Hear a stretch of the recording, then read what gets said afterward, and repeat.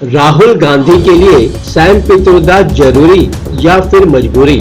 वापसी के लिए कांग्रेस ने क्यों दिखाई इतनी हड़बड़ी? आइए इस बात को समझते हैं। अपने विवादित बयानों के चलते लोकसभा चुनाव के समय ओवरसीज कांग्रेस के अध्यक्ष पद से रिजाइन कर चुके सैम पित्रोदा की फिर से वापसी हो गई है। सवाल उठना स्वाभाविक है कि आखिर कांग्रेस पित्रोदा को लाने में इतनी जल्दबाजी क्यों की?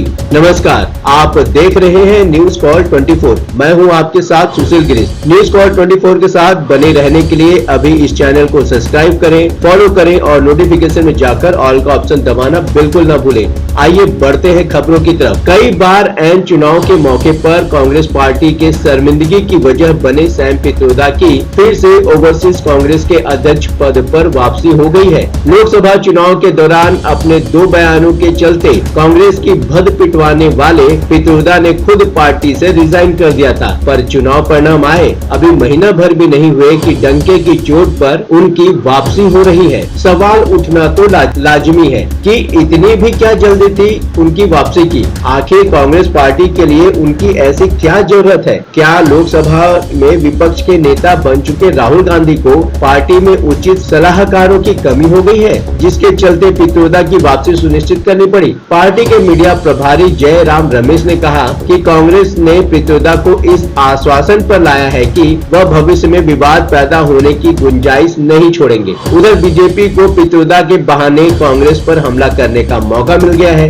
भाजपा ने कहा कि उनकी कांग्रेस में वापसी 1984 के सिख विद्रोही दंगों और पुलवामा में आतंकी हमला के बारे में उनकी सभी आपत्तिजनक और अशोभनीय टिप्पणियों पर पार्टी के समर्थन की मुहर लग गई है। भाजपा ने यह भी पूछा कि क्या लोकसभा चुनाव प्रचार के दौरान पित्रोदा की टिप्पणियों से खुद को दूर रखने का कांग्रेस का बयान सिर्फ लोगों को मूर्ख बनाने और भ्रमित करने के लिए था? पर बीजेपी कुछ भी कहे, कांग्रेस ने कुछ सोच कर ही उनकी वापसी करवाई है। आइए समझते हैं कि कांग्रेस में उनकी वापसी के पीछे कौन कौन से कारण हो सकते हैं। पहला कारण, क्या कांग्रेस को लगता है कि सैम पित्रोदा की वजह से पार्टी को नुकसान के बजाय फायदा हुआ?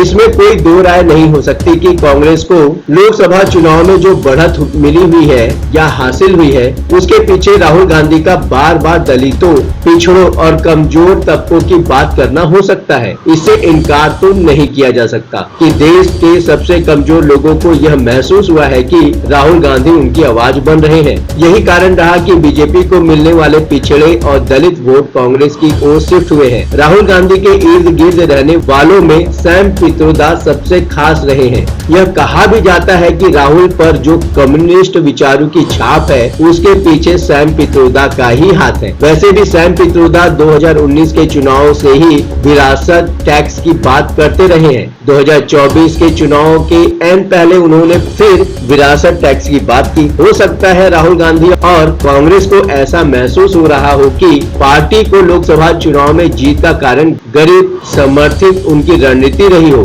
अगर कांग्रेस की विजय का आधार कहीं से भी राहुल की गरीब समर्थित छवि है, तो जाहिर है कि पार्टी उस छवि को और मजबूत करना चाहेगी। हो सकता है कि भविष्य की योजनाओं के लिए सैम पित्रोदा की वापसी का प्लान तैयार किया गया हो। दूसरा कारण, क्या कांग्रेस की विदेशों में भी मोदी और बीजेपी पर लगातार हमले की तैयारी भविष्य में कर रही है? कांग्रेस जिस तरह आजकल भारतीय जनता पार्टी पर लगातार हमले कर रही है, उसे देखते हुए ऐसा लगता है कि पार्टी की तैयारी विदेशों में बीजेपी और पीएम नरेंद्र मोदी को घेरने की है। ये सभी जानते हैं कि सैम पित्रोदा राहुल गांधी की विदेश यात्राओं के मुख्य आयोजक रहे हैं। राहुल गांधी अपनी विदेश यात्राओं के दौरान अक्सर शैक्षणिक संस्थाओं में या विभिन्न क्षेत्रों के विशेषज्ञों के साथ बातचीत करते हैं। उसके पीछे पित्रोदा ही होते हैं। फरवरी मार्च 2023 में लगभग एक सप्ताह के यूके दौरे के वक्त राहुल द्वारा आयोजित कार्यक्रमों की श्रृंखला के पीछे पित्रोदा ही थे। यह यात्रा के दौरान कैम्ब्रिज यूनिवर्सिटी के एक संबोधन,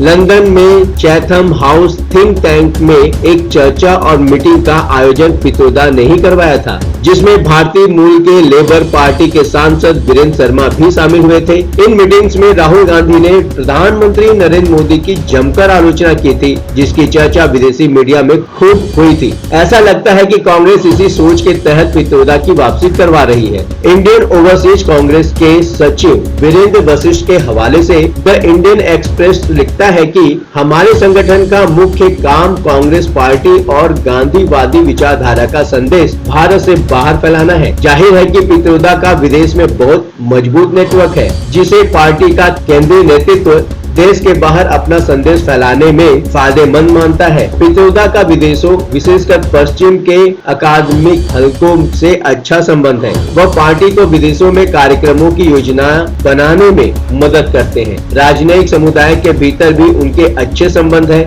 इसी का सहारा लेकर कांग्रेस प्रवासी भारतीयों के साथ सामाजिक और राजनीतिक मुद्दों पर बातचीत करने के नाम पर भारतीय जनता पार्टी को विदेशों में टारगेट करती है। तीसरा कारण, गांधी फैमिली से पुराने संबंधों का होना। कांग्रेस में उनकी वापसी का एक और आधार यह है कि उनका गांधी परिवार से रिश्ता।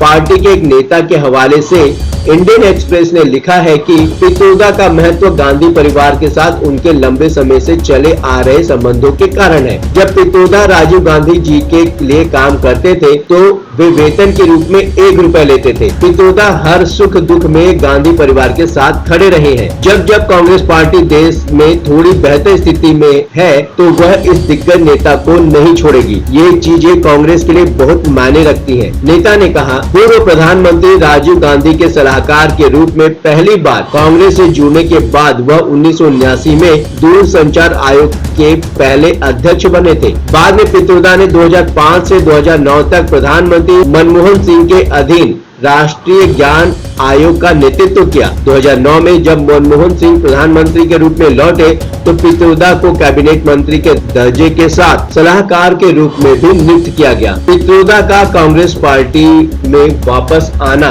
हो सकता है कांग्रेस को मजबूत बनाए, लेकिन क्या ये भारत के लिए सही है? आप अपनी राय हमें कमेंट के माध्यम से भेज सकते हैं। लगातार खबरों के लिए बने रहिए न्यूज़ स्क्वाड 24 के साथ। नमस्कार।